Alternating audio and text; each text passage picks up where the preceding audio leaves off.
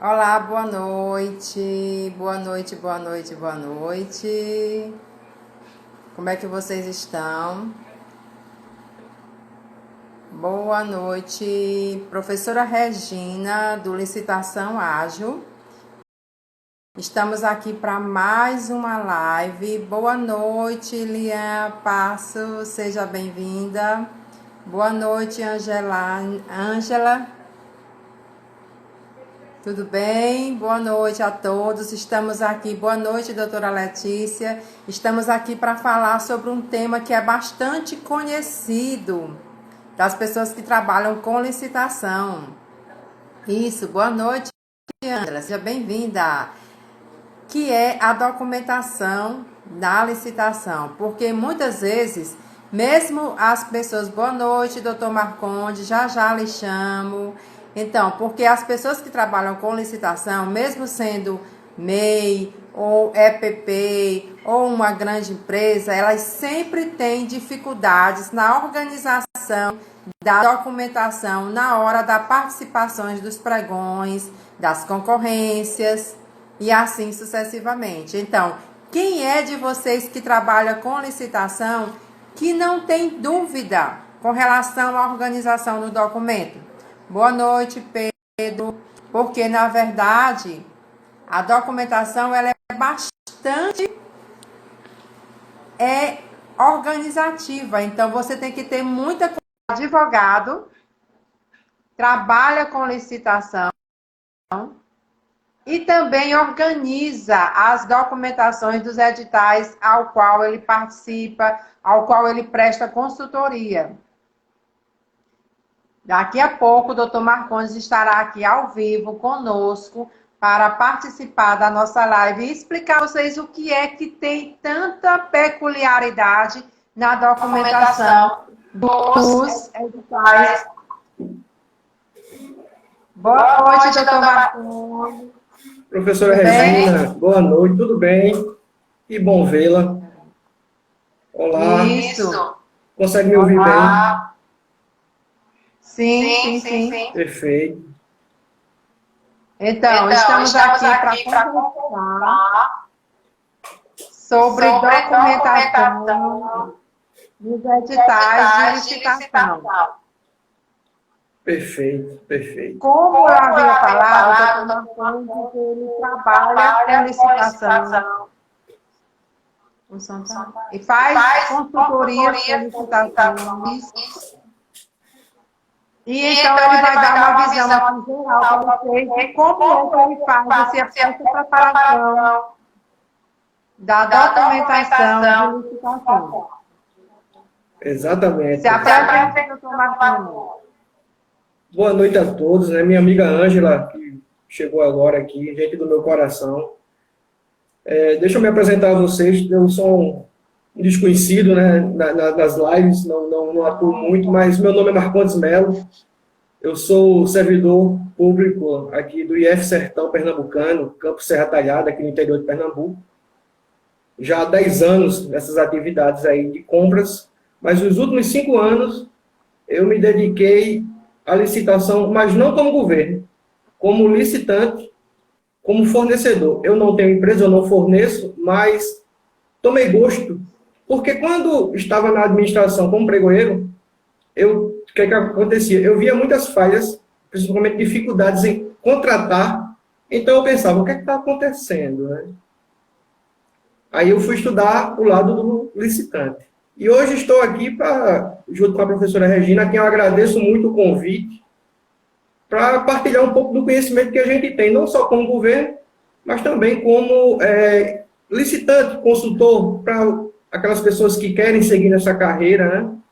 Eu não vou me ater muito a doutrinas e a jurisprudência, vou ter uma conversa com vocês de maneira mais informal, mais descontraída. Vou contar casos, inclusive hoje participei de 3 pregões e tenho ótimas coisas para contar a vocês sobre documentação, né? Que é um tema que se a gente for explorar, é live para o ano todo. Mas o que é que eu quero falar, basicamente, sobre documentação com vocês, licitantes, ou até com vocês, governo, pregoeiros, não sei. Acho que muitos aqui. Coloquem aí nas mensagens de onde vocês são e o que vocês fazem, se já participam de licitações ou não, porque fica mais fácil da gente interagir. É verdade. O que acontece? A documentação hoje, ela melhorou bastante. Eu sou da época do pregão presencial, né? Quando eu comecei essa questão de pregão, era presencial. Mas tinha-se verdadeira competição em relação aos documentos. A gente não tinha hoje, vamos dizer assim, nós tínhamos naquela época um formalismo muito grande em relação a documentos. Hoje ainda existe por parte de alguns órgãos ou alguns pregoeiros, mas questão de mentalidade mesmo, porque os tribunais, a jurisprudência, as doutrinas, elas foram evoluindo para tornar isso fácil. Porque o objetivo da licitação é trazer para a administração a proposta mais vantajosa. O fornecedor que está apto a contratar com ela e executar o contrato do começo ao fim. Esse é o interessante. O que acontece em relação a documentos de habilitação? Todos nós que já lidamos com licitação no dia a dia, temos aí uma história para contar sobre documentos. Eu vou explorar algumas com vocês aqui, e ao longo que a gente vai conversando, eu vou pontuando, e vocês sentem-se à vontade para questionar. Professora Regina, por favor, querendo intervir, sinta-se à vontade, fico lisonjeado pelo seu conhecimento, que ainda é maior do que o meu e muito, né? Eu ainda sou seu aluno. Nada, que é isso. Vamos lá, vamos estudar. Pois bem, em relação à habilitação, eu falo agora para a Lei 8666, né? Porque é a que está sendo mais aplicada nesse momento. Nós temos a 14.1, mas confesso que ainda não participei de nenhum pregão sobre a égide dela. Sempre Lei 8666, decreto 10.024. É o que a gente vê aqui no nosso dia a dia. É isso aqui. Pois bem, a Lei 8666, ela trata lá da questão de documentos de habilitação do artigo 27 até o artigo 31. Se estende um pouco mais do 31, eu ainda falo da questão da preparação nesses demais artigos. Já a 14.133, ela traz lá do 62 ao 70, né? Mudou-se muita coisa. Ela deu novas nomenclaturas, fez novas definições, mas, em suma, a essência permaneceu a mesma, com poucas diferenças. À medida que eu vou abordando aqui os assuntos, a gente vai pontuando essa diferença em ambas as leis. Pois bem, a primeira coisa importante que eu quero, que me chamou a atenção na 14.133, foi a definição que ela traz de o que é habilitação. Porque nós não tínhamos... Na 866, nós não tínhamos. Porque o que é que nós entendíamos na Lei 8.666, né?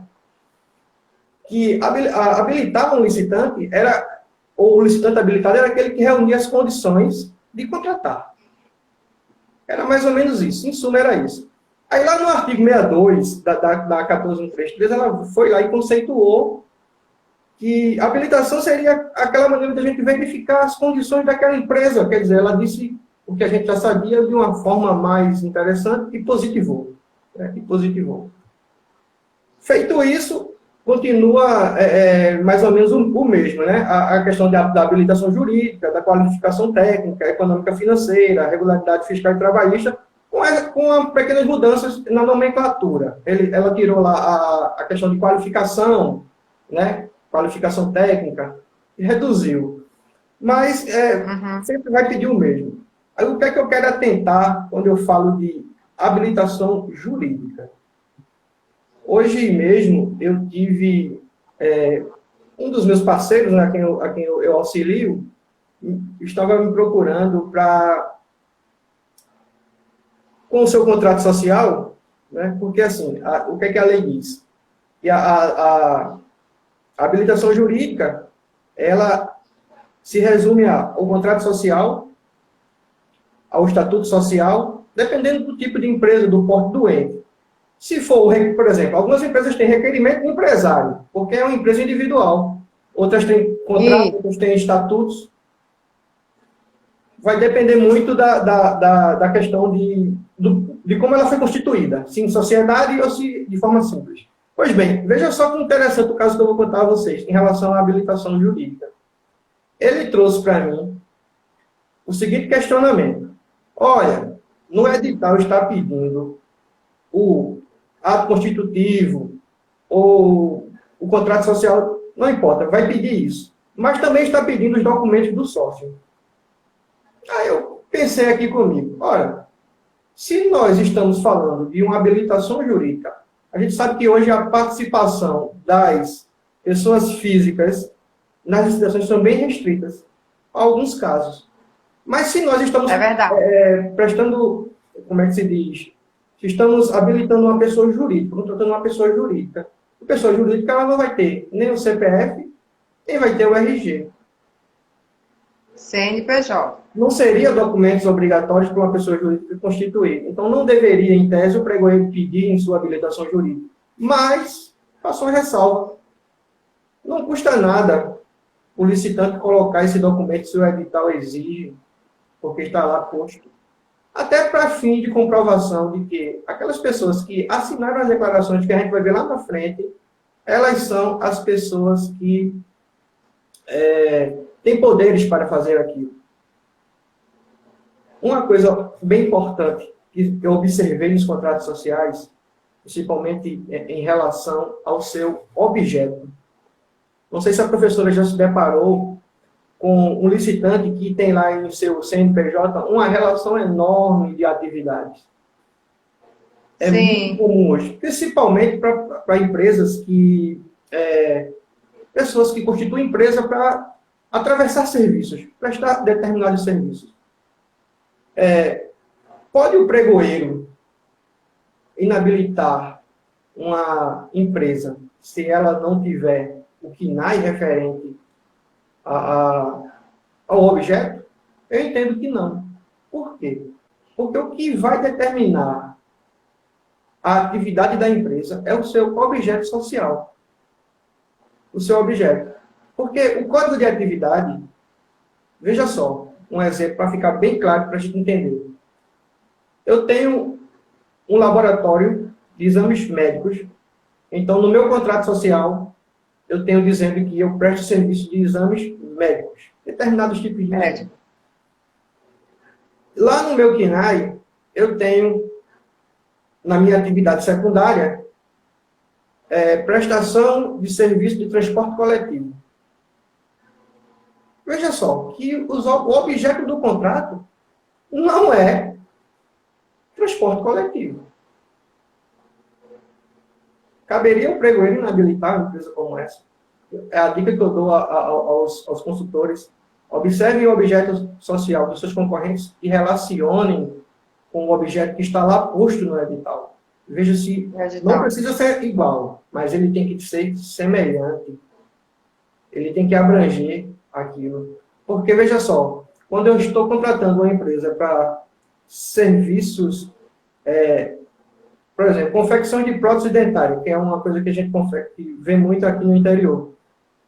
Mas se eu tenho lá serviços odontológicos, o objeto a gente subentende que ele englobe, ele não necessita ser igual, ele precisa ser semelhante. Isso é bem importante. Há entendimento de pregoeiro, já vi muitos licitantes que foram inabilitados por conta desta questão. Cabe recurso. Né? Cabe recurso. Outra coisa também que me chama bem a atenção em relação à habilitação jurídica, professora, se quiser fazer alguma consideração, fique à vontade. É a questão da representação. Quando nós tínhamos lá, no pregão presencial, e o representante tinha procuração pública ou particular, com poderes especiais ou poderes específicos para exercer, para dar lance, para assinar, para desistir, para ir embora. Quando ele tinha... essa representação era obrigatória nos pregões presenciais, quando o licitante não se fazia presente, né? O representante legal da empresa, ele nomeava o seu procurador. Muita gente entende que no pregão eletrônico estaria em desuso essa questão da procuração, da representação. Digo que não, por dois motivos. Primeiro, quando nós nos cadastramos numa plataforma de pregões eletrônicos, que nós entramos com login e senha, nós estamos nos fazendo representar aquela pessoa que é o representante legal que está lá. A gente não está vendo, mas subentende que é isso. Dessa forma. E outra, suponhamos que as declarações firmadas de próprio punho, declarações de que não emprega menor, declarações de cumprir documento de cumprir os requisitos de habilitação, sejam assinados por terceiro. Necessita de representação, porque está sendo praticado um ato por uma pessoa estranha ao contrato social, que não está lá positivada, né? Hoje, essa semana, eu entrei com recurso contra um pregão por conta disso. Nós tínhamos o seguinte caso. Nós tínhamos 2 sócios e tínhamos essas declarações assinadas por uma terceira pessoa, cujo a procuração não falava a que tipo de representação ela ia se dirigir, ou seja, não determinava se era para um pregão, se era para tomada de preço, se era para outro ato, se era diante de um órgão público, privado, se era para a esfera, quer dizer, algo muito vago, muito no limbo. Então, o que é que a gente faz? Se a gente for olhar lá se não me engano, artigo 654 do Código Civil, salvo engano, se estiver errado, me perdoe, mas é por aí, e fala da representação, ele vai dizer que a procuração ela tem que especificar o objeto, ou seja, especificar o objeto. Então, o objeto tem que ser específico, ele não pode ser um objeto genérico. Porque aí, como é que eu vou fazer uma procuração de um ano atrás para representar alguém num pregão hoje, a não ser que eu já soubesse que ia acontecer isso lá na frente. Eu acredito que poucas pessoas aqui no mundo ainda consigam fazer isso. É bem interessante essa questão de representação por conta disso. E a gente também, em relação ainda, continuando a habilitação jurídica, nós temos aí vários tipos de documentos que comprovam, né? Nós temos o requerimento do empresário, nós temos aí estatutos, contratos, temos decreto de autorização para empresas estrangeiras. Eu nunca representei nenhuma empresa estrangeira, professor. A senhora já representou alguma? Não. Também não. Nunca representei. Mas estamos trabalhando para isso, né? Quem sabe uma multinacional aí nos convida para treinar a equipe de licitações dela, né? É bem interessante. É verdade. Pois bem, meus amigos, em relação à habilitação jurídica, era mais ou menos isso que eu queria falar com vocês, né? Eu não vou, como eu disse, me adentrar muito na questão doutrinária, mas o Tribunal de Contas da União, ele já tem julgados, né? Já tem acordos, vamos dizer assim, consolidando o entendimento sobre essa questão do objeto. Que o objeto da licitação tem que ser compatível com o objeto do contrato social, desconsiderando os finais. Né? Ou seja, não que o final não fosse suficiente. Esses acordos são bons porque também, na hora de fazer o recurso, você pode utilizar, né? Para justificar. Não é isso? Está me ouvindo? Só um momentinho aqui, está tão baixinho. Os acordos. Pronto. Os acórdãos são bons porque você tem uma forma de justificar na hora da elaboração do recurso, não é isso? Exatamente. Há quem diga que os acordos, a gente sabe que não são leis. O órgão segue se quiser. Mas é bom seguir. É bom seguir. Eu digo isso porque quem me controla no meu ente, né, como é um órgão federal, a CGU, as recomendações que nós temos nossos pareceres, a gente segue piamente. Porque quando você segue, você está resguardado para eventualidades, para coisas que possam vir a acontecer. Se você, por discricionariedade sua, não acata o parecer da Procuradoria que emitiu, a gente sabe que a lei agora, a 14133, ela deu uma ênfase maior ao parecer jurídico. Coisa que a gente não tinha nem tanto assim na 8666. A gente falava, tinha a questão da legalidade, mas ela trouxe, a 14133 deu um ênfase maior.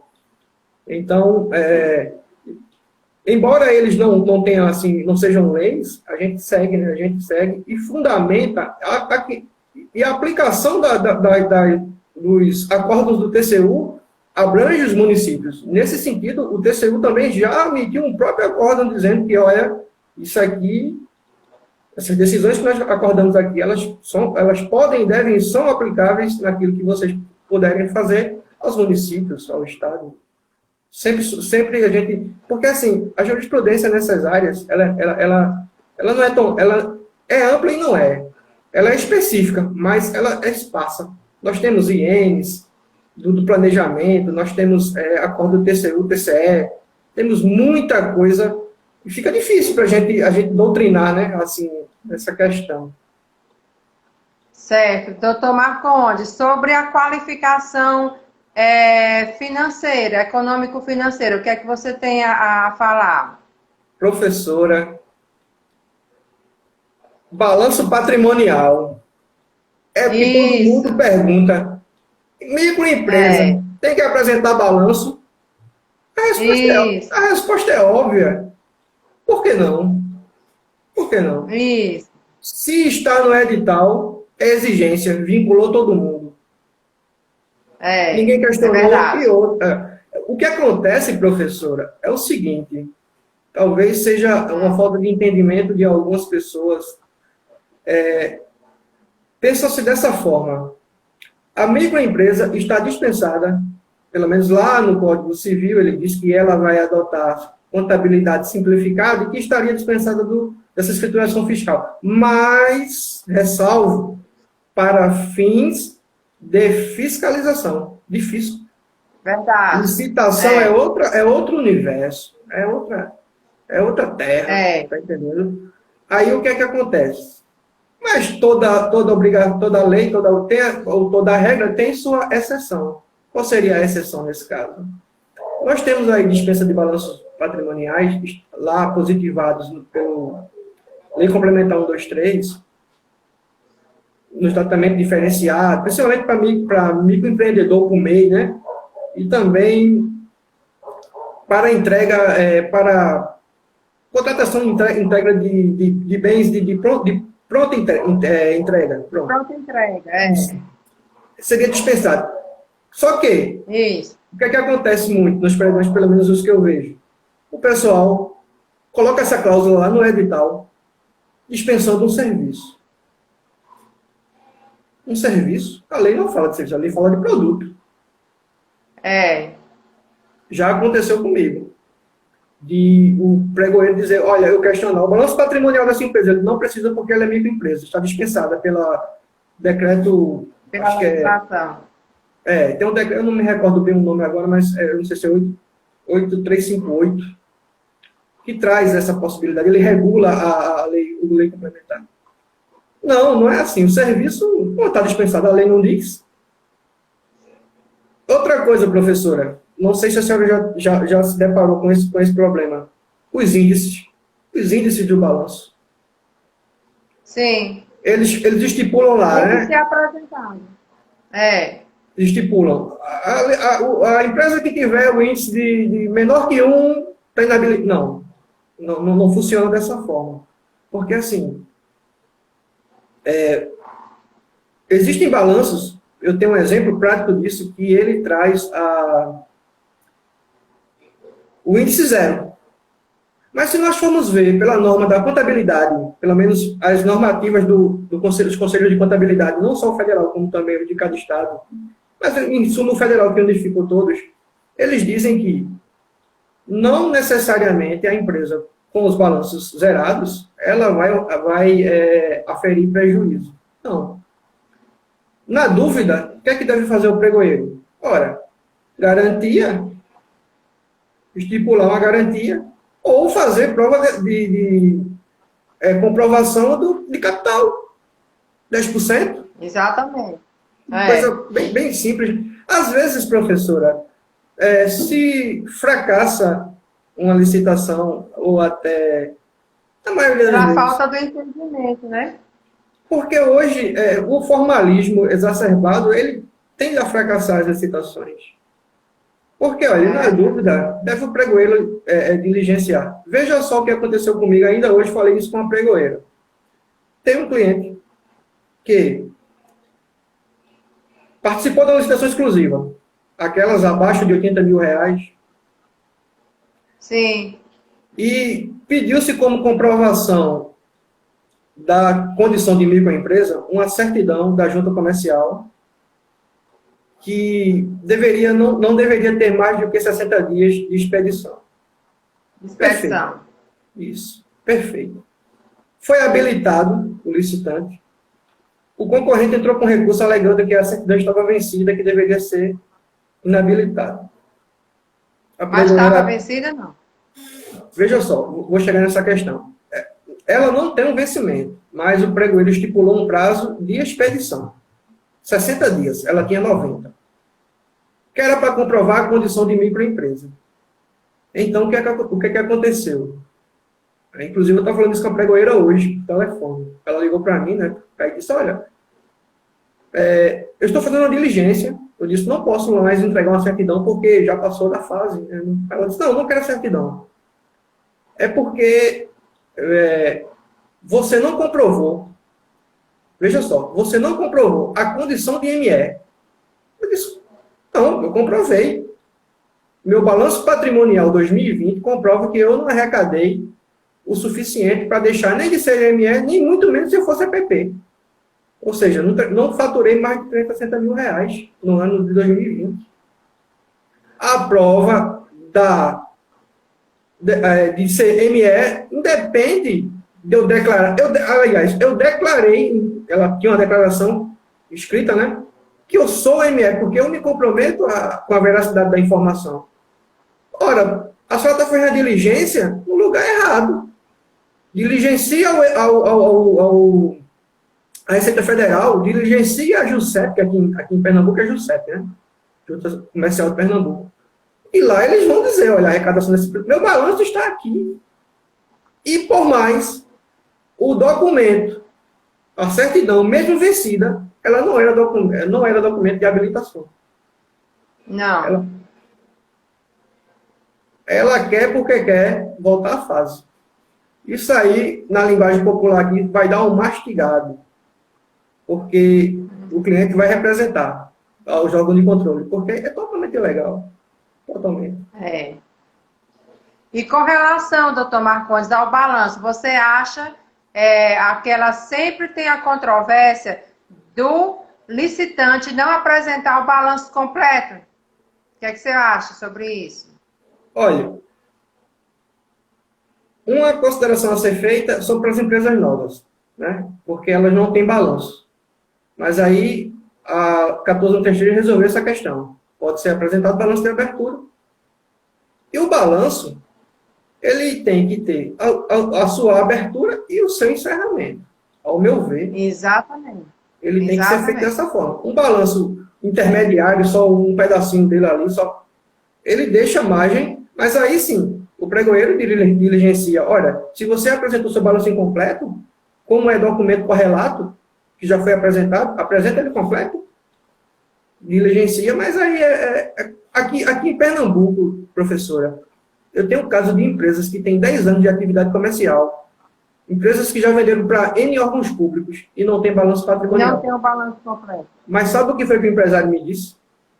Quando eu questionei sobre o balanço, ele disse, meu contador disse que eu não precisava de balanço patrimonial porque eu era ME. É desse jeito. Aí eu disse, realmente ele não mentiu, mas para licitação você vai precisar. Aí ele foi lá apresentar. Exatamente. Exatamente. Aqui em Pernambuco, pelo menos aqui no interior de Pernambuco, a gente tem muita dificuldade em licitar por conta disso. É muito informalismo. Muito informalismo. É verdade, doutor Marcondes. Com relação à habilitação fiscal, a trabalhista, você já falou, a econômica financeira também. E com relação à qualificação técnica, são aqueles atestados de capacidade técnica. Professora, o que eu tenho a falar sobre qualificação econômica financeira é algo que entra lei, sai lei, e ninguém firma o entendimento, né? Porque eu já vi casos aqui, casos concretos, de licitante que fez seu próprio atestado. Um atestado de capacidade técnica de mim para mim mesmo. Negócio meio estranho, né? Já vi casos que, por exemplo, uma coisa que eu bato muito e sempre tento, não impugno, eu não sou muito de impugnar o edital, eu sou mais do esclarecimento, eu gosto de conversar com o pregoeiro. O esclarecimento é melhor, o diálogo. É porque se ele faz com que, se a gente impugna, vai dar um atraso na coisa, mas aí às vezes é necessário, realmente é necessário, é o dispositivo certo para a gente usar. Mas o que é que acontece? Aqui mesmo nos editais a gente vê muito assim, essa questão de qualificação econômica financeira, de capacidade técnica muito genérica.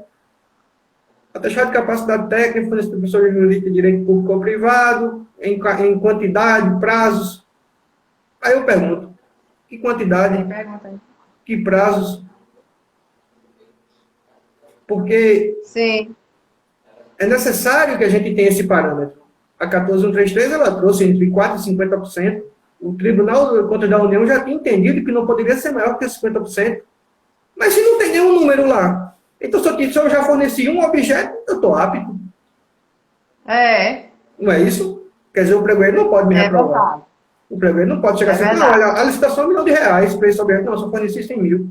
Ah, você vai ser... Não, jamais ele pode fazer isso, porque não tem critérios objetivos. E é isso que não tem o julgamento. É verdade. Outra coisa também... Sim, professor, pode falar. Pode.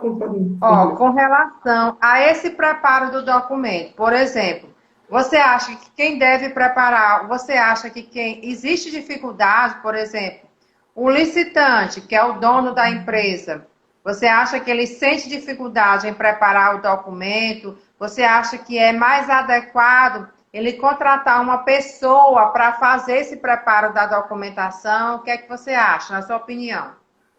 Professora, eu tenho um cliente aqui que já ganhou para mais de R$ 2 milhões em prefeituras. Pregões pequenos, mas ganha todos. Cada vez que eu peço um documento a ele, ele me pergunta que documento é, porque ele não consegue assimilar. Isso não é culpa dele, não. Sabe o que acontece? O empresário, ele tem que se preocupar com as atividades empresárias. Assim como o jurídico da empresa se preocupa com os aspectos jurídicos, assim como o setor de licitações vai se preocupar com o preparo. Toda empresa ela tem que ter. De documentação. Toda empresa tem que ter essa divisão. Cada um no seu quadrado. Aquilo que a gente chama de princípio da segregação das funções. Cada um faz aquilo que lhe é específico. Então, verdade. Porque, na verdade, o dono da... pode falar. Eu sou da linha que eu preparo os documentos. Cobra-se mais, mas se tem resultado. É verdade. Vou lhe contar porque aquela pessoa que já tem, né? Sim. Pode continuar. Aquela pessoa que já tem o preparo, né? Que já conhece os documentos, ele deve ser organizado, né? Organizado e não deixar que os documentos vençam para poder apresentar. Tem que ter uma organização, um controle. Exato, né? Exato. Eu faço da seguinte forma, professora. Eu tenho todos os documentos de todos eles em pastinhas no Google Drive. Muitas vezes eu estou, vamos dizer assim, tomando a cervejinha, alguém liga para mim, preciso da cópia do contrato social, vou lá no Drive e mando no Zap, rapidinho, resolvo. Porque as pessoas, elas pagam ao consultor, ao mentor, para ter esse resultado. Para ter agilidade. Exatamente.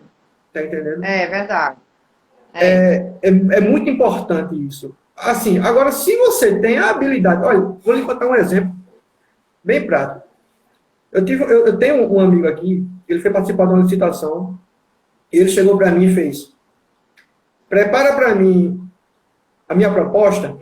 Eu fiz a proposta escrita, era presencial, fiz a proposta escrita. Fiz toda direitinho, de acordo com o edital. Aí depois, o que aconteceu? Eu disse: olha os documentos de habilitação. Ele fez: não, meu contador prepara. Perfeito. Não abri minha boca. Ele foi para o pregão. Quando chegou no pregão, que abriu os envelopes, o contador não tinha colocado as certidões, as declarações. Declarações de menor de habilitação, de elaboração de evento da proposta. O pregoeiro inabilitou.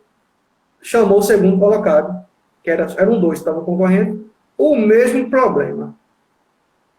Ele perdeu a licitação de R$ 100.000. Aí chegou para mim e disse, a partir de hoje, tu prepara meus documentos. Eu disse, pronto. Na mesma semana, nós fomos uma a outra. Foi perfeito. Foi perfeito.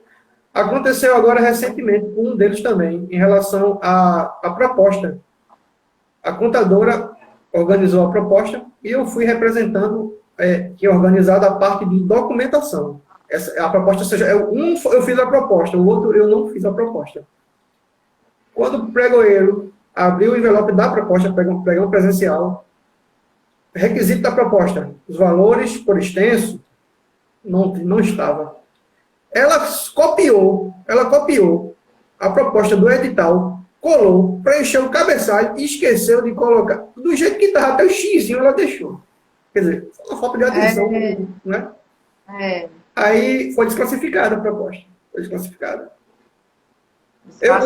O meu colega não chorou porque ele teve vergonha, mas ele ficou muito frustrado. É verdade. Tanto é que mas perder muito dinheiro, né? Ele mudou de contador por conta disso.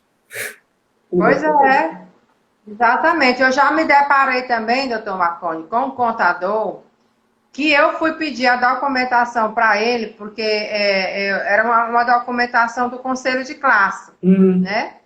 E ele tinha que renovar aquela documentação e entregar para o conselho. Era tipo um cadastro que ele tinha que realizar, um cadastro no sistema do conselho regional da empresa. Ele disse que não sabia preencher o cadastro, queria que eu preenchesse o cadastro. Você acredita? Aí não tem condição, porque isso era um serviço dele para ele fazer para a empresa que ele trabalha, né? E aí precisava apresentar esse cadastro, certo? Num tempo hábil, no dia certo, para poder receber uma certidão. E ele disse simplesmente que não ia fazer, porque quem tinha que fazer era eu. Eu não tinha nada a ver com a história. Então, quer dizer, o que é que eu percebo com isso? É que existem muita falta de leitura, falta de conhecimento das pessoas. As pessoas elas não se preparam adequadamente, não estudam, não leem os editais, né? E aí corre esse risco de perder os editais, de ser desclassificado, de ser inabilitado, e aí sucessivamente, né? É uma roda, né? Poucas vezes, nos pregões que eu participei, eu fui inabilitado por questão documental. E quando foi porque o entendimento era divergente. Veja só um exemplo. Participei de um pregão que pedia Anvisa para uma determinada atividade odontológica. No caso, era atividades odontológicas, Anvisa. Só que inabilitou, não só eu que tinha o melhor preço, como também o concorrente. Aliás, eu era o segundo melhor preço. Veja só. Eu era o segundo melhor e eu disse, eu vou entrar. Aí o cliente chegou e disse, entra com recurso. Eu digo, olha, a questão de Anvisa, a Anvisa não regula esse tipo de serviço. Fui lá, busquei a normativa da Anvisa, dizendo o que é que ela regula, o que é que ela não regula. E ele disse, olha, faça um recurso. Eu disse, olha, o recurso, se eu fizer, ele vai anular essa cláusula.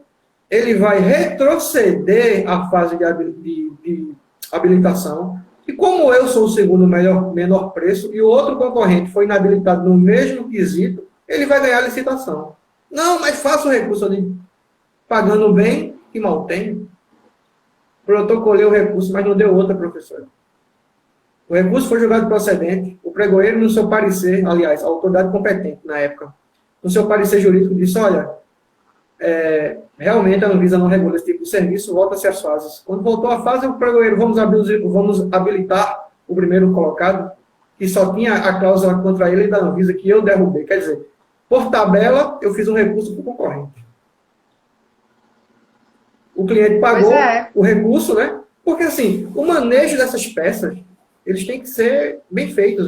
Porque, assim, um dos pressupostos do recurso, mudando um pouco a seara da nossa conversa, é a questão da utilidade. Não tinha utilidade para ele o recurso. Ele queria porque queria, bateu o pé, deu nisso. Mesma coisa acontece. Mas na hora, por exemplo, na hora do recurso, você acha que quem é que deve elaborar o recurso? Depende. O meu eu elaboro, mas quem tem mais conhecimento na área do recurso? Eu acho que o recurso tem que ser elaborado ou pelo jurídico, se tiver, ou o jurídico, ou aquela pessoa que detém a expertise. Até porque para fazer um recurso em licitações, não necessita você ser jurista, né? Você ter formação em direito. Mas você tendo, vai facilitar. É a mesma coisa, a senhora, como economista, vai emitir um parecer, vamos dizer assim, em matéria de economia, que me é totalmente alheio, eu não vou saber fazer. A senhora é que é expertise na coisa. Aí pronto. O que é que está acontecendo? Eu já vi licitantes que dizem, eu vou fazer um recurso, eu mesmo faço. Vai lá da internet, copia, coloca meia dúzia de coisa. Não dá certo. Não dá certo. Não dá certo. Porque o recurso, ele obedece, ele é um ato extremamente formal, ele obedece a pressupostos. Ele obedece, ele tem toda uma análise de mérito, de tempestividade, de legitimidade, os pressupostos, que às vezes é desconhecido do leigo. Quando eu digo leigo, é a pessoa que não tem aquela expertise naquela determinada atividade. Mas só que aos consultores eu digo, olha, recurso é outro universo. Uma coisa é eu apresentar num pregão, outra coisa é eu fazer recursos. Eu faço para os meus a gestão contratual. Como? Datas de validade dos contratos, aditivos, essas coisas. O pedido de repactuação ou reequilíbrio econômico-financeiro, sim, mas é um serviço totalmente diferente daquilo que você está prestando. Ou seja, você participar de um pregão eletrônico representando uma empresa, terminou a fase de lances, acabou. Porque a habilitação você já pegou e colocou o documento. Se não tiver habilitado, a culpa não é mais sua. A não ser que você vá para o seu cliente, né, e faça esse acordo, né, dizendo assim, olha, eu vou fazer todas as fases. Certo. Doutor Marcondes, agora vamos falar em nova lei de licitação.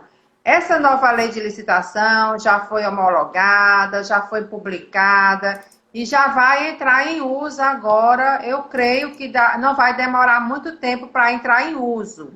Na sua opinião, como profissional, advogado, o que é que o senhor achou dessa lei, da nova lei de licitação?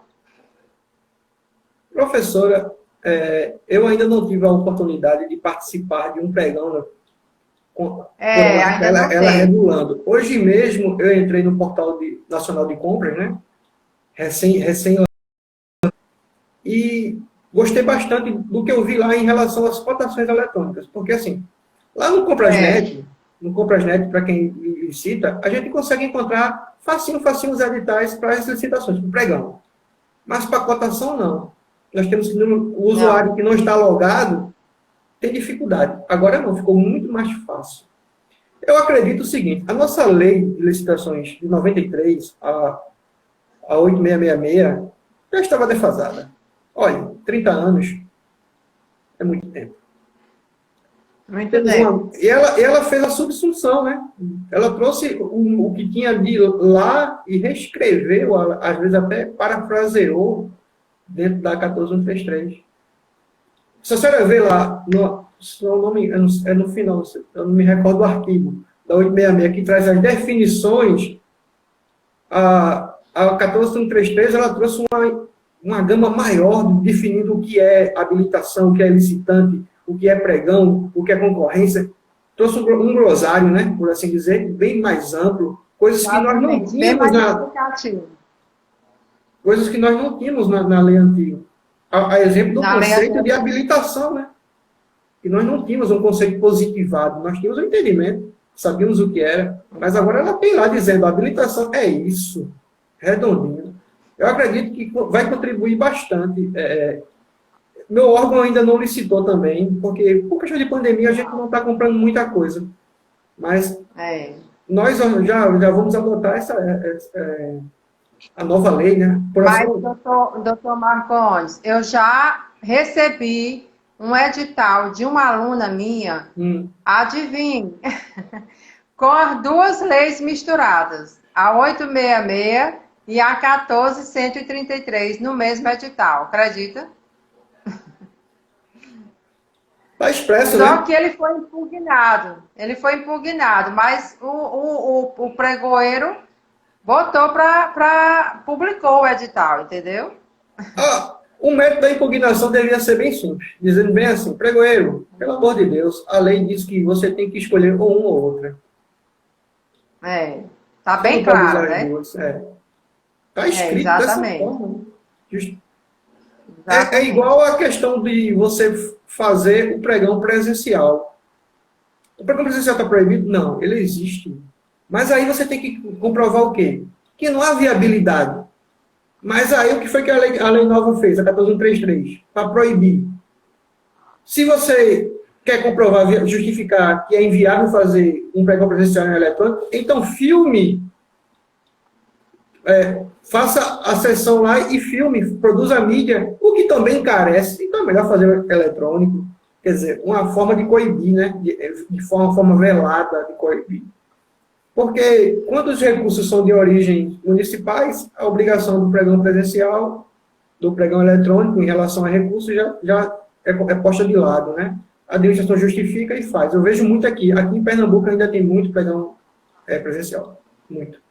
Certo. Doutor Marcones, eu já recebi, eu já tive até uma live com alguns fornecedores, dono daqueles robôs, né? Que agilizam a licitação, que preparam para aqueles editais que são grandes, né? Que são vários itens que às vezes o Numeroso. consultor ou o dono da empresa não dá conta, né? O que é que o senhor acha daquele sistema? Professora, antes de dar a minha opinião, eu lhe faço a mesma pergunta. O que a senhora acha? Certo. É o seguinte, eu vou lhe dizer minha opinião. As minhas alunas, que eu tenho até tido.